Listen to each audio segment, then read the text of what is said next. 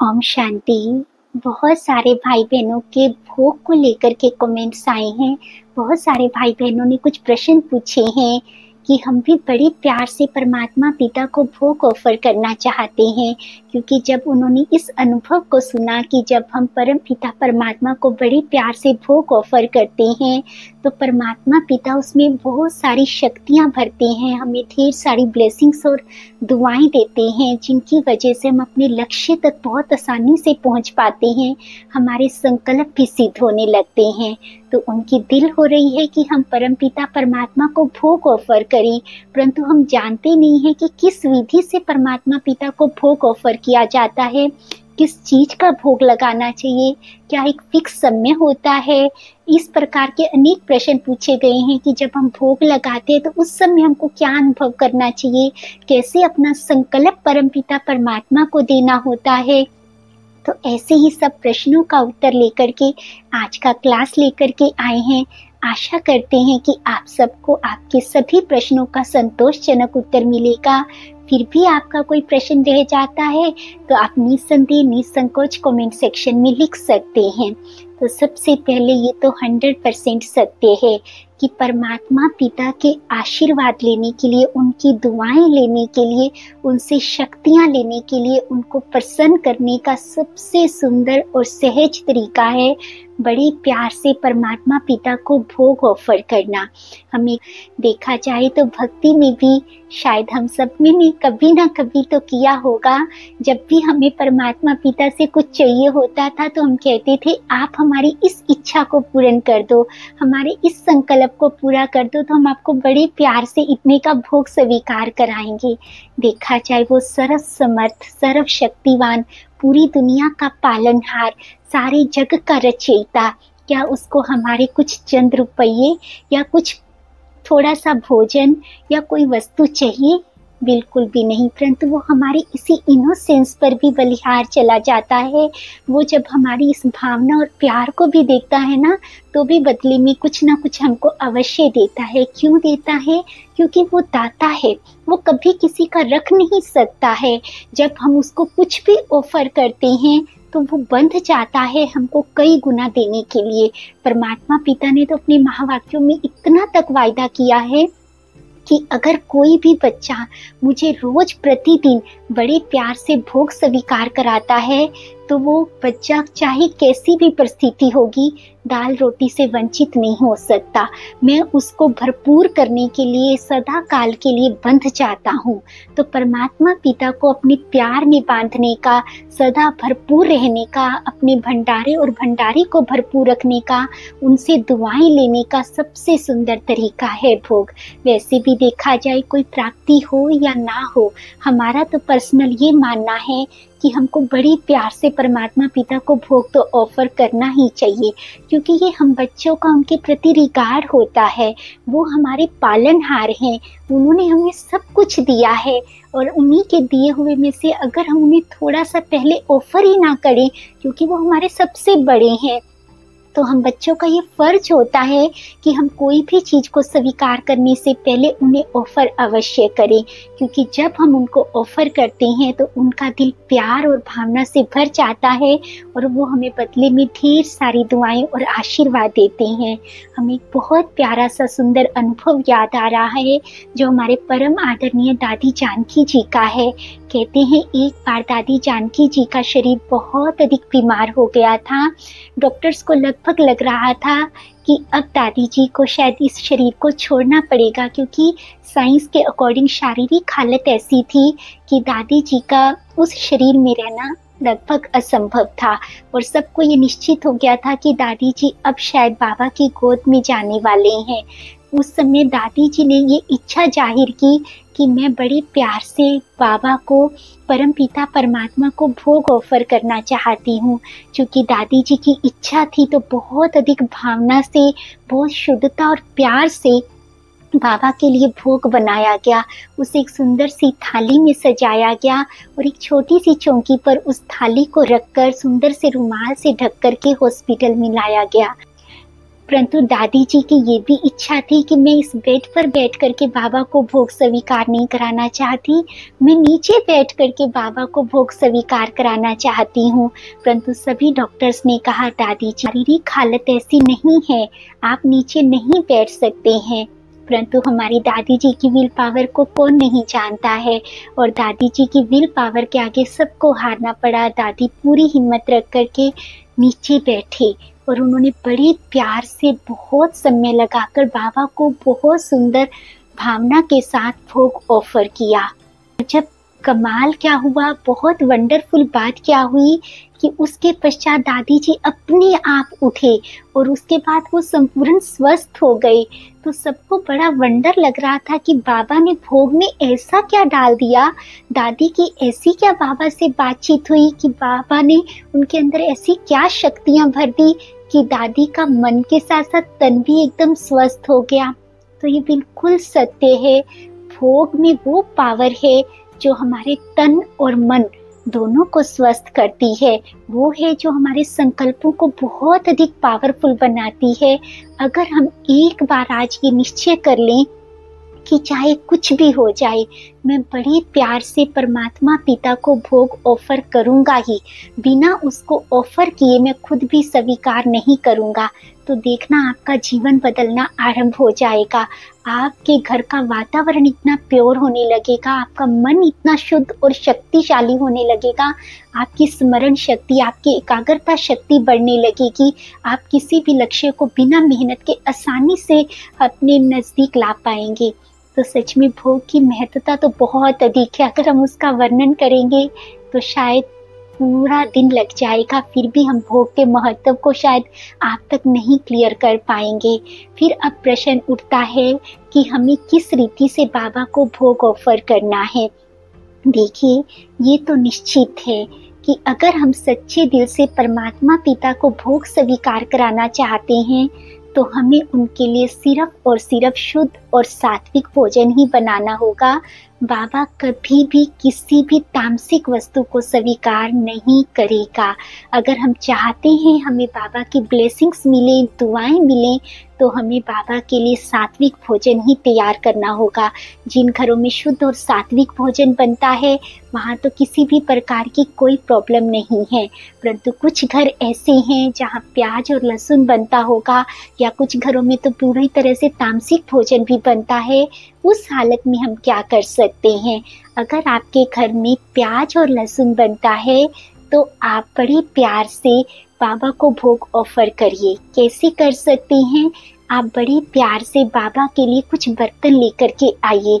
अब किसी किसी को लगता है कि दीदी हम ऐसा कैसे कर सकते हैं, हमारे घर में ऐसा नहीं हो सकता कि हम थोड़ा सा भोजन बाबा के लिए स्पेशल बनाएं। जब हम ये बात सुनते हैं ना तो सच में हमको बहुत वंडर लगता है, कितनी कमाल की बात है ना। अगर हमारे घर में कोई वीआईपी आ रहा है, कोई स्पेशल गेस्ट आ रहा है, इवन कोई भी मेहमान आता है, तो हम कितने प्रकार की डिशेस तैयार करते हैं, उनको लिए अलग क्रॉकरी निकालते हैं, बड़े प्यार से उनको सर्व करते हैं। और जो सर्व शक्तिवान है, जो हमारा पालनहार है, उसके लिए हम थोड़ा सा समय नहीं निकाल सकते, अलग से भोजन तैयार नहीं कर सकते, 2 बर्तन नहीं रख सकते? ये तो बड़ा वंडर है। आप एक बार उसके प्रति अपनी भावना और प्यार को जागृत तो कीजिए, इतना मुश्किल नहीं है। आपने करना ही क्या है, आपने सबसे पहले पूरे किचन को अच्छे से साफ करना है, पूरी शुद्धता और पवित्रता के साथ। उसके पश्चात आपको सिर्फ 2 ही बर्तन रखने हैं। एक छोटी सी कढ़ाई रख सकते हैं और एक छोटी सी पोनी रख लीजिए। आप उसमें हलवा भी तैयार कर सकते हैं, आप उसमें खीर भी तैयार कर सकते हैं, आप उसमें सब्जी भी तैयार कर सकते हैं। जो आप बनाना चाहें, सिर्फ 2 बर्तन में सब बन जाता है। आप बनाने की हिम्मत तो रखिए, आप बाबा के प्रति अपने प्यार को तो जागृत कीजिए, सब संभव हो जाएगा। बड़े प्यार से बाबा के लिए भोग बनाइए, क्योंकि जब आप स्वयं बाबा के लिए भोग बनाते हैं ना, तो बाबा वहाँ बैठा नहीं रहता है, वो उसकी सुगंध से खींच करके आपके प्यार और भावना में बंद करके वो अपने परम धाम को छोड़ करके आपके पास आता है। वो पल पल आपको निहारता है, आपकी हर एक मेहनत को देखता है, आपके भाव को देखता है, आपके प्यार को देखता है और उसके दिल से हमारे लिए असंख्य दुआएं निकलती हैं। इतना अधिक वो हमको दुआओं से, ब्लेसिंग से भरपूर करके जाता है, शायद आप अंदाज़ा नहीं लगा सकते हैं। इसीलिए हम कहते हैं कि चाहे कुछ भी हो जाए, दुनिया में सब कुछ मिस हो सकता है, लेकिन कभी भी भोग मिस नहीं करना चाहिए, क्योंकि भोग मिस करना माना बाबा से पावर्स को मिस कर देना, बाबा की ब्लेसिंग्स और दुआओं को मिस कर देना, बाबा के प्रति अपने रिगार्ड को ख़त्म कर देना। तो इसलिए बड़े प्यार से आप बाबा के लिए भोग बनाइए। और हाँ, बाबा को जब भोग ऑफर करेंगे तो उसके लिए भी बर्तन अलग होने चाहिए। उसके लिए आपको कोई विशेष बर्तन नहीं लेने हैं। एक छोटी सी स्टील की प्लेट लेनी है, 2 छोटी छोटी डिब्बी लेनी है और एक छोटी सी गिलासी और एक चम्मच। जैसे हम अपने किसी भी एक मेंबर के लिए रखते हैं, हमने अपने पूरे परिवार के लिए भोजन बनाया हमेशा, है ना, उनके लिए हमेशा बर्तन रखे, तो क्या हम बाबा को अपने घर का सदस्य नहीं मानते हैं? वो तो हमारे लिए सबसे इम्पोर्टेंट होना चाहिए।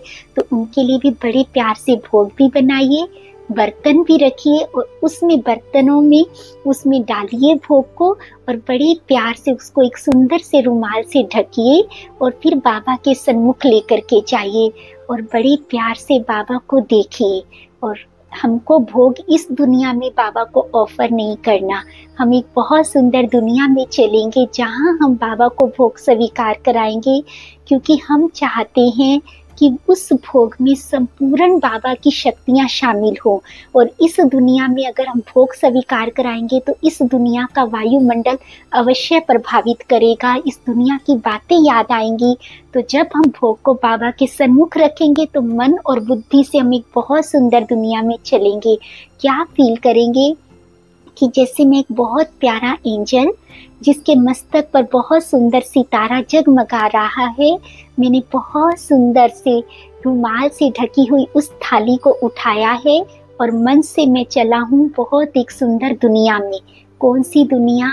जो इस आसमान से ऊपर है, चांद सितारों से भी पार है, फरिश्तों की दुनिया है, जहाँ सुंदर सुंदर सफेद प्रकाश है। वहाँ देखिए कि एंजल्स ही एंजल्स हैं, बहुत पवित्रता है, बहुत रूहानियत है। वहाँ बाबा को, परम पिता परमात्मा को भी एंजल के रूप में देखिए। चूँकि बाबा निराकार है, वो हमारे भोग को खा नहीं सकते हैं, तो वो एक तन का माध्यम लेते हैं। तो उस इंस्ट्रूमेंट को, उस माध्यम को, जिसको हम बड़ी प्यार से ब्रह्मा बाबा कहते हैं, उनके मस्तक पर चमकते हुए निराकार परम पिता परमात्मा शिव बाबा को देखिए और बड़े प्यार से भोग को लेकर बाबा के सन्मुख जाइए। देखिए कि बाबा कितने प्यार से आपको शक्तिशाली दृष्टि देते हैं। बाबा के नैनों से शक्तियों का अथाह भंडार निकल रहा है और वो शक्तियाँ आपके अंदर भरती जा रही हैं। आप उस समय अनुभव करेंगे कि जैसे मैं बहुत अधिक शक्तिशाली बन गई हूँ। उसके पश्चात देखिए कि बाबा ने उस रुमाल को उठाया और बड़े प्यार से बाबा भोजन को देख रहे हैं। ऐसा प्रतीत हो रहा है जैसे बाबा के नैनों से स्नेह का, शक्तियों का सागर उमड़ रहा है और वो संपूर्ण प्यार, वो संपूर्ण शक्तियाँ उस भोजन में जा रही हैं। आप इस सीन को क्लियरली अनुभव करेंगे कि जैसे बाबा के नैनों से असीम प्यार और शक्तियाँ उस भोजन में जा रही हैं और वो भोजन बहुत बहुत शक्तिशाली हो गया है, परमात्म प्यार और दुआओं से भरपूर हो गया है। अब आप उसमें से एक बाइट लेंगे, बड़े प्यार और भावना के साथ बाबा के मुख में डालेंगे और फिर फील करेंगे जैसे बाबा भी आपके मुख में डाल रहा है और कह रहा है कि आप मेरे चैतन्य ठाकुर हो। आज तक सदा आपने मुझे खिलाया, पर अब मेरी दिल होती है कि मैं अपने बच्चे को अपने हाथ से खिलाऊं।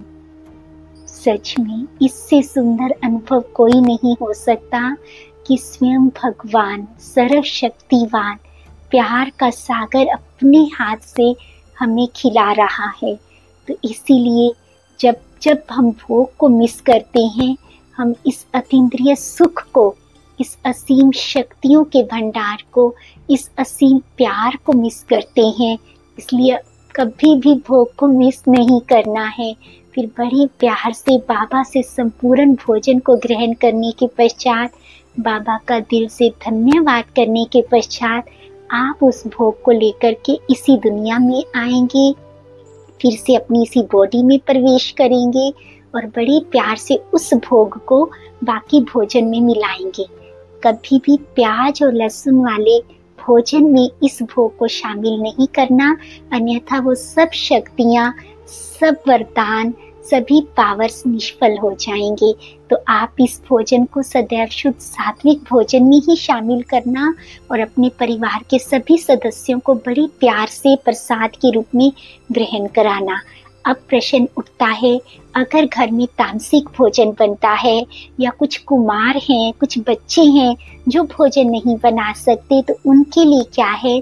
तो उनके लिए आप भोजन नहीं बनाइए, आप सिर्फ फ्रूट्स का और ड्राई फ्रूट्स का ही भोग स्वीकार कराइए। परंतु यदि आपके घर में तामसिक भोजन बनता है तो आप अपनी तरफ से 100% प्रयास कीजिए कि मेरे घर में शुद्ध सात्विक भोजन बनने लगे, क्योंकि बाबा को भोग स्वीकार कराना, उनको अपने हाथ से भोजन खिलाना बहुत बड़ा सौभाग्य है और ये सौभाग्य सिर्फ और सिर्फ इसी समय ही प्राप्त हो सकता है। तो इस अनुभव को हम कभी नहीं खोएं, इस अतीन्द्रिय सुख को अपने भाग्य से वंचित ना करें।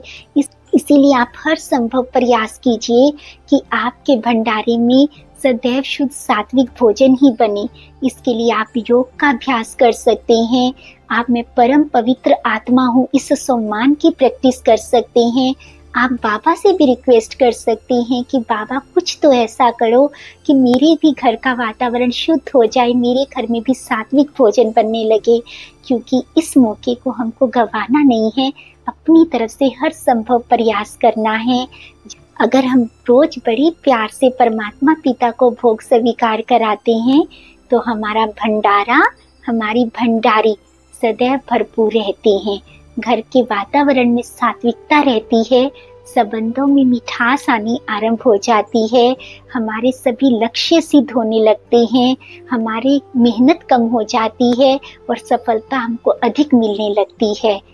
और सबसे बड़ी प्राप्ति है परमात्मा पिता के साथ और प्यार का अनुभव होता है। तो हम यही आशा करते हैं कि आप सब प्रतिदिन बड़े प्यार से परमात्मा पिता को भोग ऑफर करेंगे, फिर ही स्वीकार करेंगे। हाँ, जो भोजन नहीं बनाते हैं, जो भाई लोग हैं, वो सिर्फ इतना कर सकते हैं कि जब भी भोजन उनकी थाली में आता है तो खुद खाने से पहले फील करेंगे कि बाबा की शक्तियाँ उसमें जा रही हैं और फर्स्ट बाइट पहले बाबा को ऑफर करेंगे, उसके पश्चात ही उस भोजन को स्वीकार करेंगे। कोशिश करिए कि पूरा खाना बाबा के साथ ही खाया जाए, अन्यथा भोग लगा करके तो अवश्य ही खाएं। आप सबका दिन बहुत शुभ हो, आपके भंडारी सदैव भरपूर रहें, आप सदैव बाबा की शक्तियों में, उनके प्यार और पालना में पलते रहें। इसी शुभ भावना और कामना के साथ ओम शांति।